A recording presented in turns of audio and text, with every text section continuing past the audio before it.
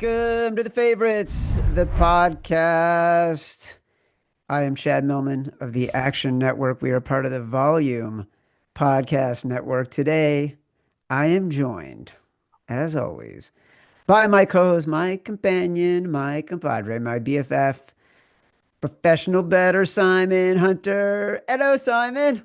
Chad, how we doing, brother? Dude, we had a little date night last week.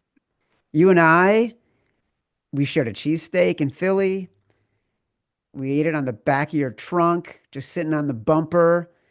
Cars trying to go down one-way streets, horns blaring, bicycle cops coming around, not even taking notice of the way you're illegally parked. We went to the Phillies game. It was a perfect night in Philly. And I will contend that one of the best sort of leisurely sports experiences is going to Citizens Bank ballpark to watch the Phillies on a beautiful night with my BFF Simon. Yeah, it was a good night. Picked you up in the M8. Love showing off the car. And BMW, I know that you guys used to sponsor JJ Redick's podcast. He's gone, never coming back. If you want to come sponsor me and Chad, I literally drive an M8. Come sponsor our show, BMW, please. Yeah, I picked up Chad, and I thought to myself, can Chad eat a whole cheesesteak?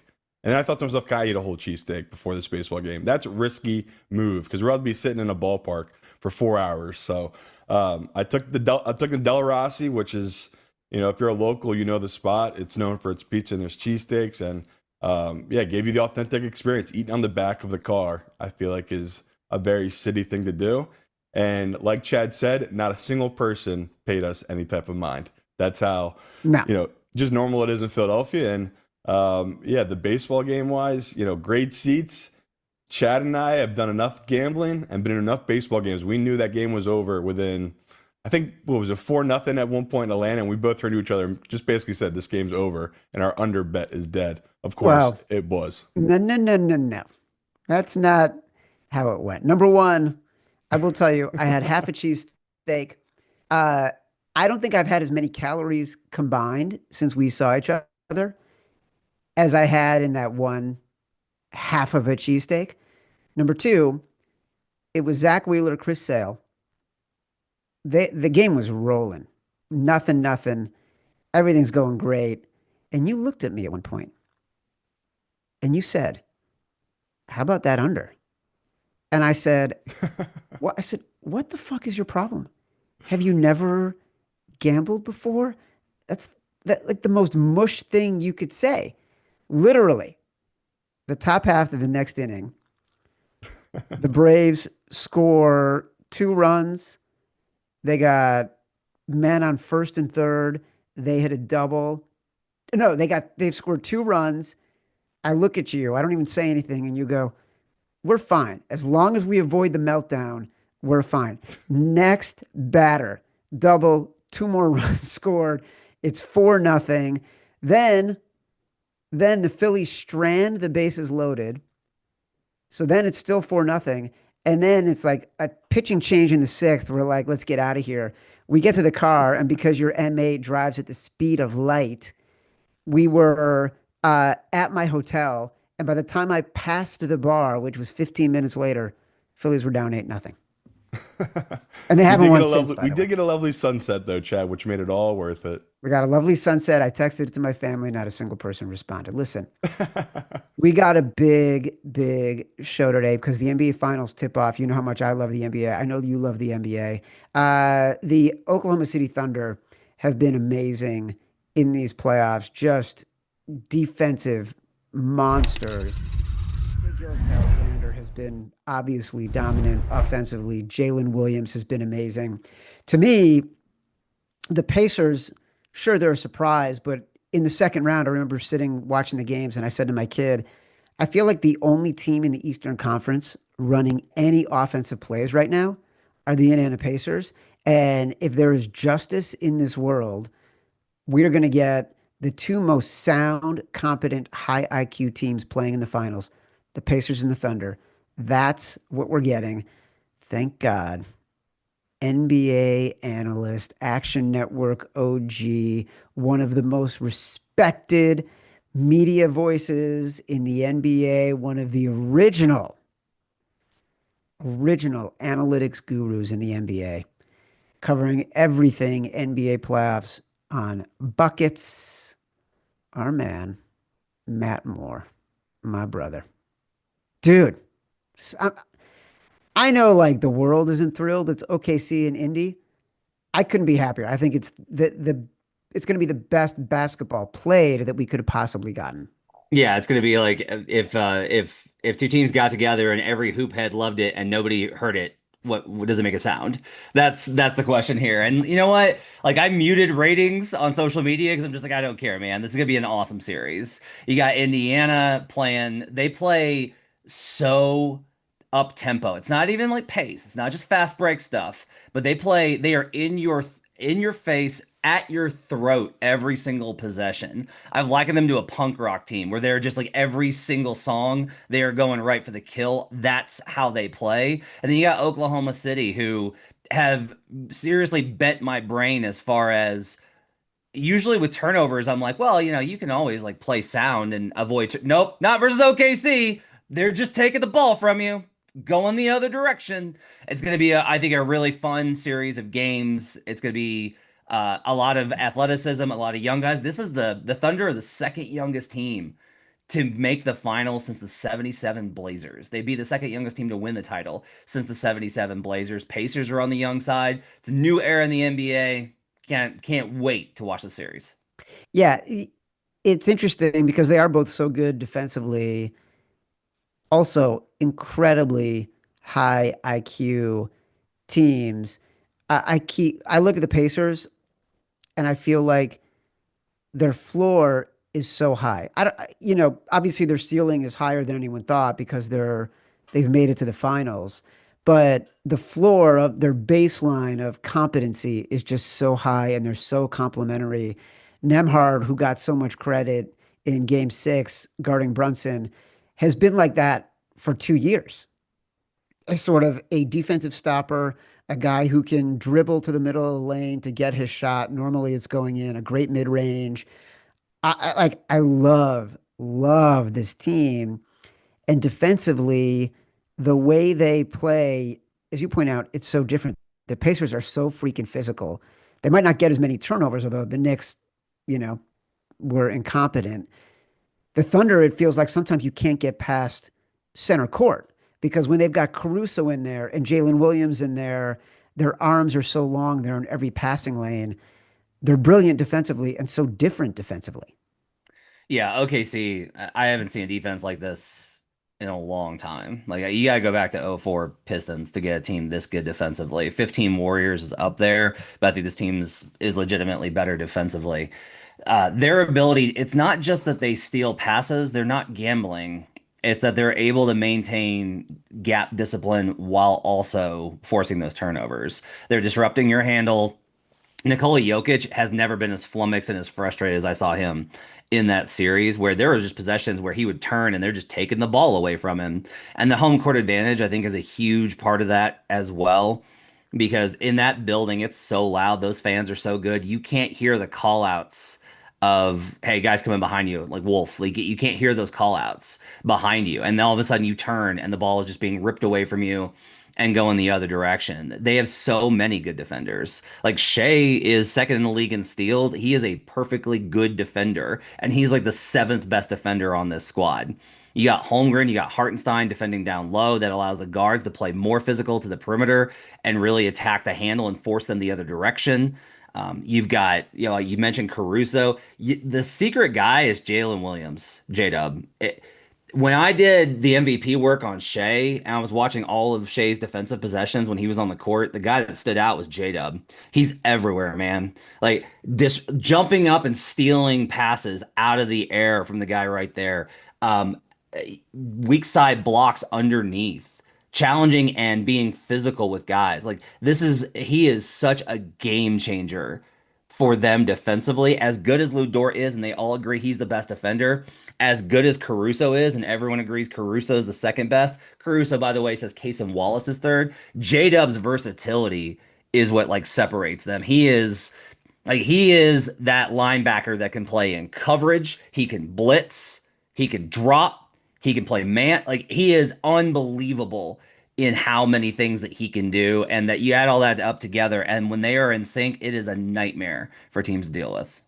So when you look at these teams, uh, what's interesting is you could argue this is the Paul George finals because both of these teams were built off of trades when Paul George was the marquee player for each team.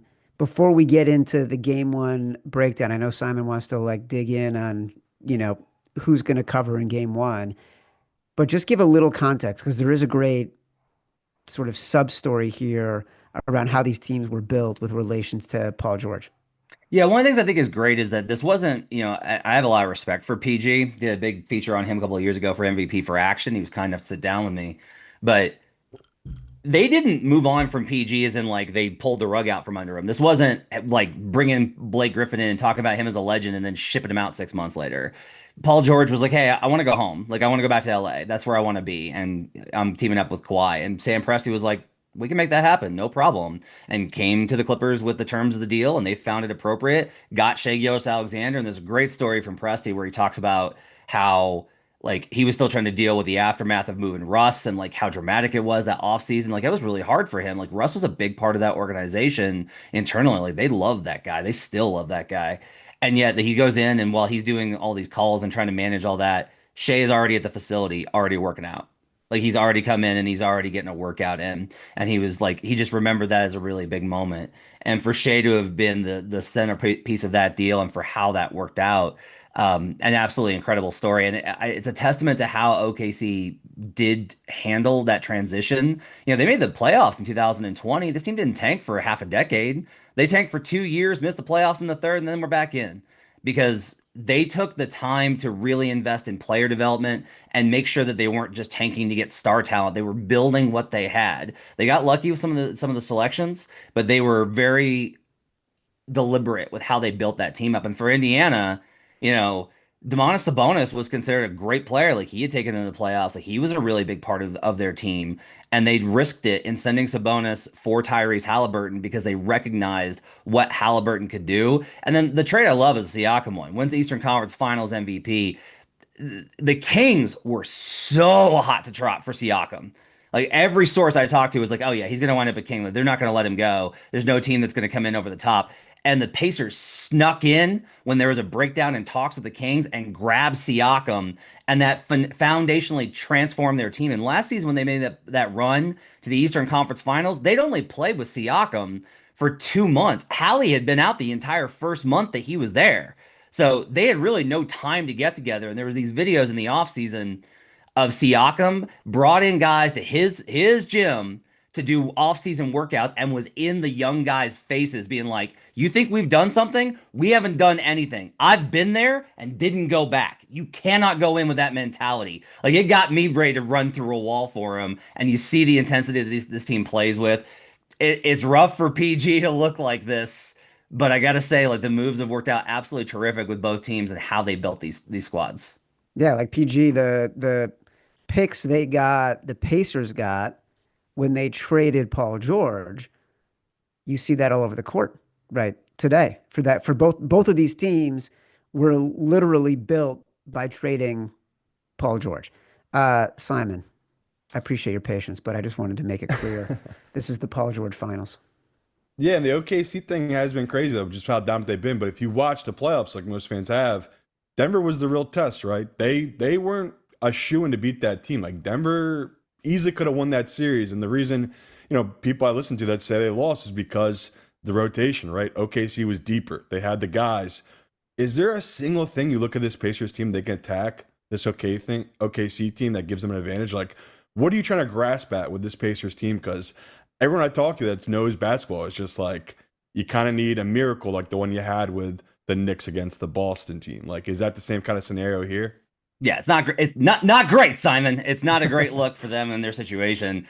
The model for me, like, there's other ways that they could do this if they steal game two, but for me, it comes down to game one. Is that if you like Pacers, I think you should be on Pacers game one, Pacers series, right? And you're gonna get a big number on that. They got to steal game one because they got to follow the script of Denver. This is where I have a hard time trying to get the value on the number because I think the market is ahead of where I've got like it is definitively ahead of where I've got this power rated. Like, that was a big reason I was all in on Indiana in the last round. Is I'm higher on Indiana on power rating and was lower on New York.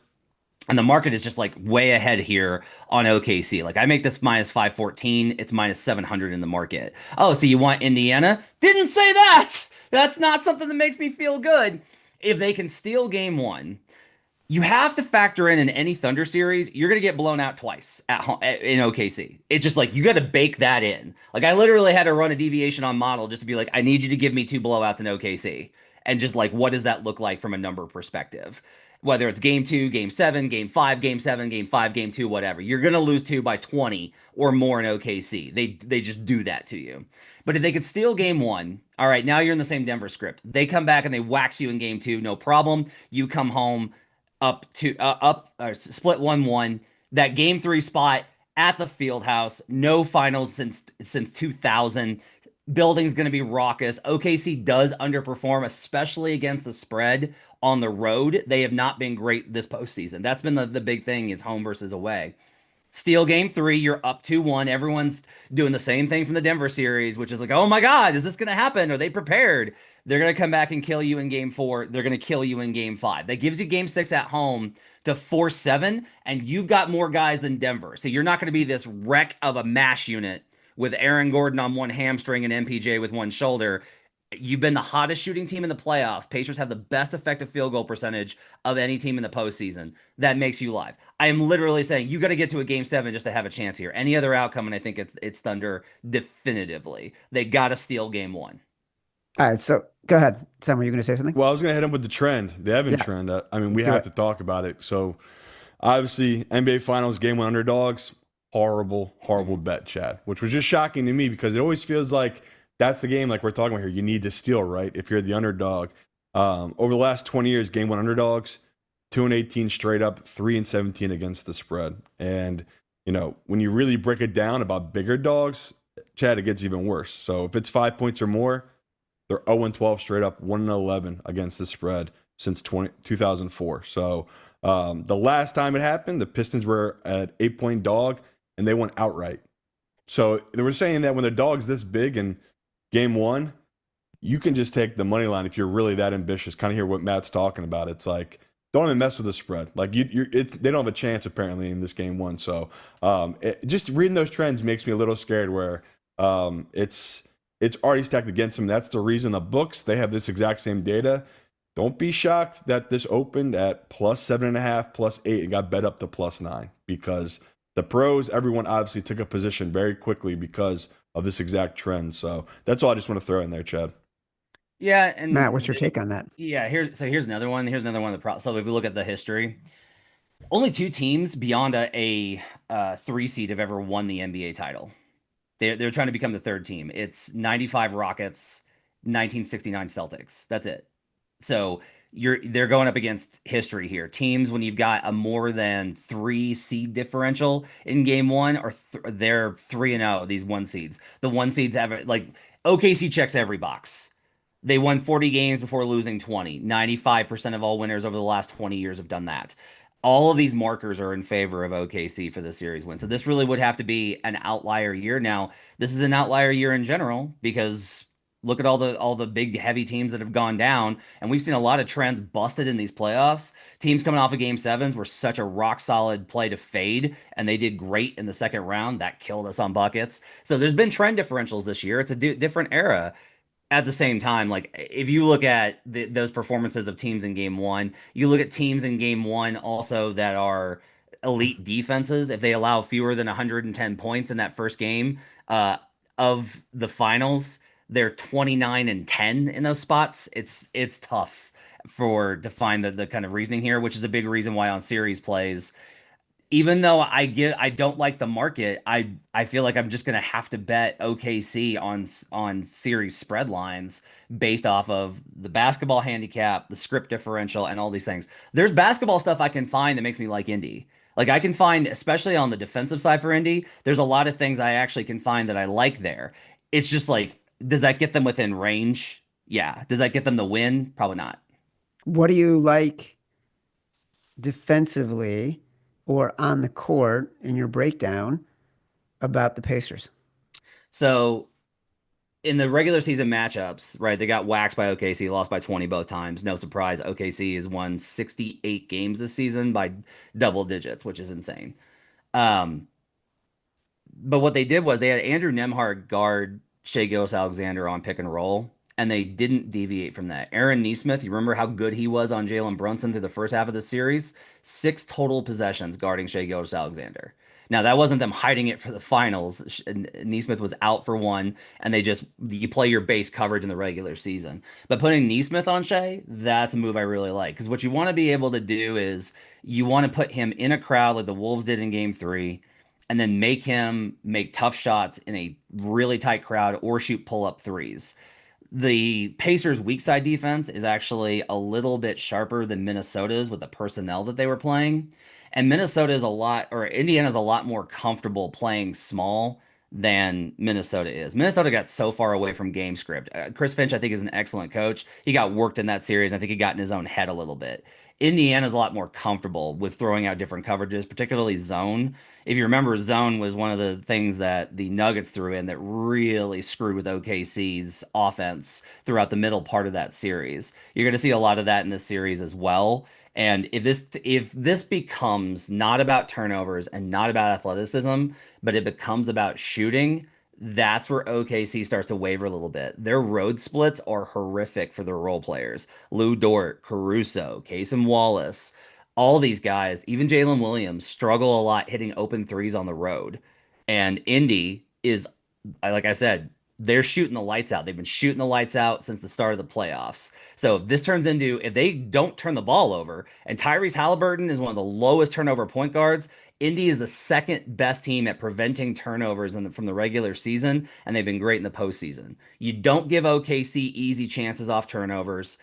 The offensive rebound battle actually leans towards Indiana in this matchup versus OKC. If they can not turn the ball over and make this into a shooting contest, I like that stuff for Indiana. But it's like, okay, what does that get you? The problem is I can make a basketball cap to shorten the margin. I can't get the margin to 0 or +1 for Indiana in these matchups because the gap between them and team strength is too wide. There was a great story in the Wall Street Journal last week about how long the ball is in Tyrese Halliburton's hands uh, on a possession. And that on average, it was in his hands for about 3.5 seconds per possession. By comparison, Jalen Brunson was the highest percentage or highest amount of seconds at like close to 7 seconds per possession. I just thought that was an amazing stat because it speaks to the pace of the Pacers offense and how quickly they are looking to get the ball up court. Like you can see it like every single possession, eyes down the court, length of the court passes over the top of the defense, coming out of baskets. I mean, why was that so effective for the Knicks against the Knicks, and why will it be so ineffective against the Thunder? What will they do differently? It was a problem for every team that they've faced, and this is actually something that I've talked to coaches about in the league. So there's a difference between tempo and pace, and the idea of the Pacers is like, well, they're just running, running, running, running, trying to get fast break points. They'll do those outlet passes for the quick dunks, like you saw with Siakam. They'll take that when it's there. But they actually have the second most shots this season, playoffs and regular season combined, with 4 to 7 seconds left on the clock. That's considered late by NBA terms. And so you try and figure out, like, well, wait, what does that mean? It's if you watch, they play with tempo more than they play with pace. This is an old Spurs thing that Tony Parker used to do. You make a basket, crowd celebrating, boom, he's up the court and he's initiating first action at 20 seconds, 18 seconds. First screen, first pass is already executing. So they're moving while the other team is still doing 3 point celebrations. And they will continue to get into those and attack them. And when Indy has their worst games, they get away from that. Game 5 versus the Knicks, you could see it. Like they were just slowed down. They were executing offense at 12 seconds, 14 seconds. When they are playing up tempo, it gets them a little bit further off. Now, what the Knicks did in game 5 too is they picked up Halliburton across half court. They picked him up at 50 feet from the basket. So they started picking him up way past half court to put pressure on him. In game six, he solved that with some screens in the backcourt, played a little bit faster in terms of getting ahead of it and breaking that press, and then also having somebody else. One of the great things about Halliburton is he'll defer. One of the things I love about him is if you switch, if you put your big on him, if they're playing one big and it's Chet Holmgren, he'll take Chet and he'll get the switch and then he'll pass off and he'll hang because Holmgren has to respect his 3-point shot, which means there's no longer a shot blocker underneath. Now the question is going to be, can Nemhard, can Neesmith, can McConnell, can Siakam attack the basket against that pressure and break it? That's a big question. But those are going to be the kind of challenges that you're going to see in this series. And if Halliburton is able to navigate this and is able to break that defense, a big question for me is going to be if the Thunder come into the series and are like, you're not going to be able to pass, man. We are staying home on everybody. We're switching everything. We're going to give you these switches, but we're also going to shut down all your other options. We're not shading off. We're okay with all our guys can defend. You're going to have to score. Can Hallie do that? Because that's not in his mindset. He's got that Steve Nash about him where he always wants to make the right play. If he has like a monster scoring performance several times, that breaks that defense, forces more help. And now OKC's in rotation and they hate it. But he's going to have to play, I think, with a little bit more deliberation. And he's going to have to play with a little bit more of I have to score here to bend this defense. Because if you just take what the defense gives you, OKC gives you things that seem like, oh, it was not a good shot. It was blocked. It was a turnover, etc. You have to force them out of their comfort zone if you're going to break that defense. And you did mention earlier series how you're betting it. If people don't know the series price, obviously we're talking here Thunder, huge favorite, -700, Pacers +500. Can you talk a little bit how you're attacking the series price? And obviously you're not going to be betting -700. Are you just going to be betting it by the games, or which way are you breaking down that number? Yeah, I like the series spread. I'm taking Thunder -2.5 games. There's a -110 out there. That's a really good number to me, based off of when I get to okay. If we price in those two blowouts I'm expecting for OKC at home, the odds are that we're going to be able to get that in 2 and 5, or at least have a high enough margin here. There's no real value on Thunder game one, Thunder series, right? That's -300. That's a tough price, I think, to get into with the Thunder being on the stage for the first time. Both these teams are inexperienced at this point. I do think there's a coaching edge for Rick Carlisle, but to me, like Thunder -2.5, they either sweep or finish it in 5. It could be, I think we could have some really great games in it. We could have an awesome game 1, an awesome game 3, maybe a good game 4, and still wind up with Thunder in winning in 5 or 4 here. I've loved this Pacers team. They've been one of the most fun teams to watch, but this Thunder team is just in another weight class. And if I'm going to bet it appropriately, I think the value has to be found when you're taking heavy outcomes that lean in OKC's favor. What about Thunder in 5? If you're going to bet -2.5, why not Thunder in 5 as well? Because I think that there's an opportunity there for if the problem is OKC has the same kind of comeback ability that the Pacers do, right? We've seen them come back heavy. But remember, if you remember, the Thunder were down 30 to Memphis, came back and won that game. Now, the Pacers are a lot better than Memphis for sure. But I do think that there's a possibility that this is actually the Pacers come out with a great first half in game 3. Thunder are a second half team. They've been that all year, where it's like you look up and all of a sudden your double digit lead is gone in the third quarter. They push it, but they push in the middle of the fourth, and then they finish you out. So I want that opportunity for Thunder in 4. I don't want to close off my opportunity in case the Thunder do take game 3 as well. Go ahead, Simon. No, I mean, I was just going to once again add to it. The upsets, like we're just talking about really big numbers here. Last big series price you get like this with an upset, not that long ago, which shocked me because it was like, oh, I wasn't even thinking about that Heat Celtics series. So 2023, Heat over the Celtics, 2009, Magic over the Cavs, and 2004 Piston over that Lakers team. So what we're talking about here, obviously, is incredibly rare. That's why this number, once again, has been bet up by the professionals, because guys, if they're putting down 5 to 6 figures, they don't mind eating -700, -650, -800. Some books have already moved to. So I just want people to be aware of those prices. And like, we all believe, right? There's like, part of us all wants to believe in this Pacers team because it is basketball, right? It's all about balls having to go in the hoop. Some teams, that doesn't happen for them. And we saw it with that Boston series. it was a totally different series because Boston just couldn't hit their threes, and that's the way the NBA has been now. So, as someone that's like very tempted to bet the Pacers, Evan has just been killing me with all these trends. So I just want people to be aware of the trends. They don't really favor betting these type of dogs, and I think Matt agrees with that. Yeah, and I got two more trends here though to kind of go along with that. The other thing that's correlated with these dog favorite spots is the under. The under in home favorite game ones, 14-8 last 22. If we go to teams that have allowed fewer than 110 points per game, I wish we had a defensive rating, but we don't.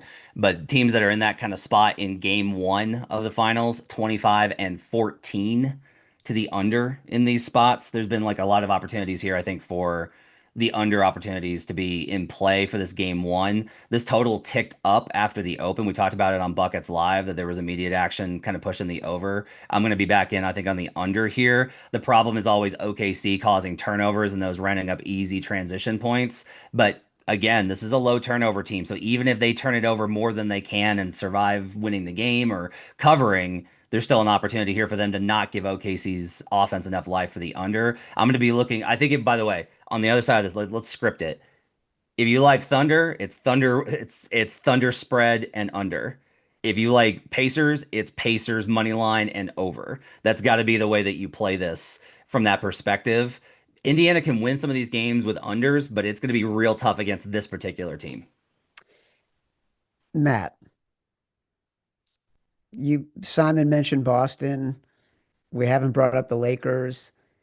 If you had to predict who's going to win a title first in the next 5 years, Lakers or Mavericks? I mean, it's 100% the Lakers. We talked about this late in the season on Buckets. We talked about what the price would have to be for you to bet the Lakers to win the 2026 title. And I was giving out numbers and Brandon Anderson and Sean Little were killing me. There's like, no way, man. No. I was like, all right, what's the number that you want? And they're like, it's got to be 20-1. Yeah, it's 20-1 in the market. They're going to have an entire offseason to rebuild around Luka. I've talked to people around the league. Nick Claxton's a name to look out for. There's a lot of thought that they're going to make a move for Nick Claxton as a rim runner big. They're going to add wings. They're going to add other opportunities. They still have assets to trade. Austin Reeves is probably going to get moved, and that's a big trade piece for them. The Lakers are in a great spot. Mavericks are without Kyrie Irving. I don't know what this looks like after them. Love Cooper Flag, but this is a terrible situation that he's going in. But if you gave me the option of those two or the San Antonio Spurs, Chad, I would take the San Antonio Spurs. Really?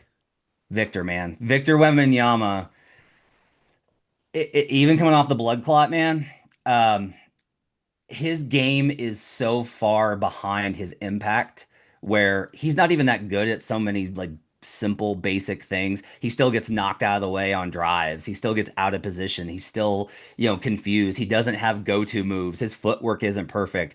And then you look at the overall numbers and it's like they are monsters with him on the court.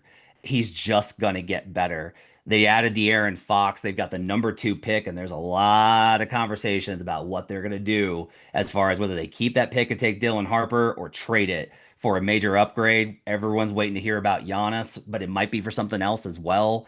They've got cap space flexibility. They've got draft picks. That Spurs team is set up. We are probably going to get another Lakers-Spurs rivalry like we did in the early 2000s. I think we're going to see that again here with Luka versus Victor Wembanyama over and over again in the West. Let me sneak in, Chad. You mentioned the draft. I need to sneak in. Pick 3. It's the only pick on the board with any value. My Sixers. Is it Ace Bailey? Who the hell are they taking? Is there a long shot outside guy you put money on, or am I just betting plus 100, minus 110 on this Ace Bailey kid at pick 3? So I think it's probably if you had to bet, I would wait because I don't think we have enough intel right now. Keep but waiting. If you had to, I would bet Bailey. But if I actually had to, I would bet if it was in the market, I would bet Bailey, not Sixers at 3. There's a couple of teams that are absolutely in on Bailey and are looking to move up, and the Sixers are interested in those conversations. So there's an opportunity there. If the Sixers keep the pick, I think VJ Edgecombe probably goes there. Now I have to go there. Talk about the ledger. Are we really about to trade maxing that 3rd pick for Giannis? Is that real? Is that just off-season talk? That's off-season talk. Everyone's waiting. There was a meeting. So there was two meetings. There was a meeting with Giannis a couple weeks ago, and no word came out of that. That was with the front office. There was an ownership meeting with the front office last week, and there's been like weird noise coming out of that one. But so far, everybody in Milwaukee is making noise about Giannis is staying. We're going to do a gap year. It's going to be okay. That can change at any second. If he asks out, it's bidding season. But I also think that they're less likely. I do not think that I will say this. I do not think the Sixers are trading Tyrese Maxey. I do not find any situation where they trade Tyrese Maxey. They are more likely to trade every other asset. I would say that they might even be more likely to trade Joel than they are to trade Tyrese. So I would not worry about trading Tyrese in the third. I would not be surprised if they did a deal for Giannis. That's a very Daryl Morey thing to do, but they'll have a lot of competition, and we're a long way from there because we got to figure out what Giannis wants first. And as of right now, there's still no news and nobody knows. The Ace Bailey spot is so interesting Mhm. because people are so divided on Ace Bailey. Are you getting a guy who's at a ceiling? Are you getting a guy who can live up to the potential? Like, if I'm the Sixers, getting that three spot was a little bit of a curse. Because with the first two spots, with Flag and Harper, you kind of know what you're getting. You're getting NBA ready guys. You know they can come and make an impact. And you know they've got superstar potential. Ace Bailey could just as easily be James Wiseman as he is the next great NBA All Star. Matt, you agree? Is that a real Yeah. conversation? Yeah, the problem is just like he's there's two different thoughts of people I've talked to. One is I don't like his approach. He's a gunner. He's going to shoot too much. He needs years to refine this. He is not ready to play smart, competitive, high-level basketball because of his mindset. And like I don't want to commit a lot of money to that kind of guy that's just like scoring doesn't make teammates better. The other thought is like, look, he could be a really great player. He just needs seasoning. He's a prospect, but it's going to take several years. Like he's just really raw. And so that combo, I think, has got enough people skittered. But what I think is interesting is, again, I've heard that there's a couple of teams that are in spots 5 through 10 that are very much interested in Bailey and are like, no, no, that's the kind of talent that we need. But if the team's up at the top, the other one, I thought Dylan Harper was like lock, and he probably is going to. I'm not saying he's not. I will say there's a lot of weirdness going on around. Like no one really knows what San Antonio is going to do, and there's a lot of scouts that are like, I'm not putting Harper 100% at two. I'm just not. So that opens up the He's minus possibility of like, 3,000 just for the people at home to yeah, be number two. yeah. Like I again, most likely that's what's going to happen. He is the consensus number two pick in this draft. I love Harper's game. I would take him too, but I do think that there's a lot of questions about fit, culture, a lot of stuff with Harper and the Spurs. The Spurs are a tough fit for a lot of guys, which is why they go outside the box a lot of the time. And they've got a log jam there with Fox and Castle, who they do really like. He came out of a bad draft class, one rookie of the year in a bad year, but they do like him. They are invested in him. So I'm very curious. There could be some chaos here at the top, and that would make for a lot of wild outcomes, I think, in the draft markets. How does Edgecombe fit with the Sixers? Their backcourt, like from a starting perspective, is kind of loaded, and they've got similar players, like undersized, athletic players. Yeah, so the idea is just one, he's like, if he's the best talent, that's what you take. You always take a best talent with top three. If you like his talent better than Bailey, then you take the best talent. The other kind of mindset here is, look, if they move off Paul George, then they're going to need wing help. And the idea is add as many wing guys, especially guys that can come in and do multiple things. And they like the versatility that Edgecombe is going to bring to the table. So that combo of things is kind of, I think, why Edgecombe is up there. Trey Johnson's the other name, but there's a lot of skepticism that any team can really justify going for Trey Johnson. What I will say though is, as always, the mock drafts are not as important. The big boards are not as important pick by pick. They're good in the aggregate, but if the Sixers board is different, the Sixers board is different, and so much of this comes down to it's why I am always most keen to hear about how did the interviews at the combine go? Because not the measurements, not the on court stuff, how the interviews go. Because building personal relationships, building trust, and feeling like this is a kid that we can invest with the future and this much emphasis on is really important. So that part to me is just as important as all the other stuff. And as far as the basketball skill set goes. Well, Matt Moore, we trust you. And we trust everything you've said about the NBA Finals, about the draft, about who might win a title first between the Lakers, Spurs, and Mavericks. Excellent work, brother. Everyone should listen to Buckets. It's been an amazing playoff run. We got more weeks ahead of us. Hopefully, we'll get I'd like 6 at least, just because I like both these teams and I'm going to miss the NBA when it's gone. But Matt Moore, great work. Great. Thanks for coming on. Thanks for having me, guys. Simon and I will return with our next episode of The Favorites Thursday. Action Network YouTube page, down Spotify, Apple Pods, wherever you get your pods. Rate, review, subscribe, leave us 5 stars, say whatever you want. Feedback is a gift. Till next time, love you.